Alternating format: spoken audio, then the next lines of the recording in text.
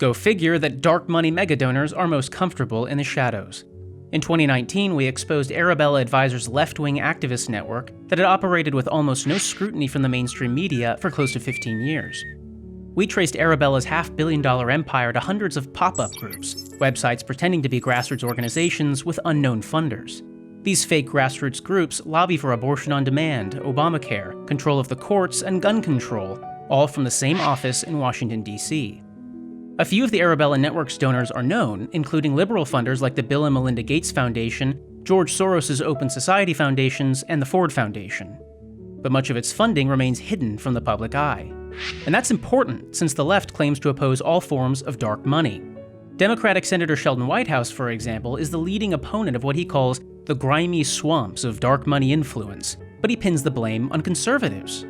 Whitehouse is deeply critical of the Federalist Society, an influential network of center-right lawyers and scholars that doesn't take political positions, unlike its counterparts on the left. But Whitehouse refuses to criticize Arabella's left-wing dark money network and seems blind to Arabella's most powerful pop-up, Demand Justice, which has said it will spend at least $10 million untraceable dollars to promote court packing and derail confirmation of Judge Amy Coney Barrett to the Supreme Court. And Arabella is growing rapidly. Between 2017 and 2018, the network brought in more than $1.2 billion, twice as much as the Republican and Democratic National Committees combined. In 2018, Arabella's network raised 6 times more money than the billionaire Koch brothers group Americans for Prosperity, which is often accused of being a right-wing dark money juggernaut. So what happens when the truth about the left's behemoth dark money operations are pulled into the light?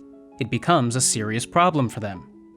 Axios wrote that Arabella's operation is a sign that Democrats and allies have embraced the methods of conservative groups they decried as dark money earlier this decade.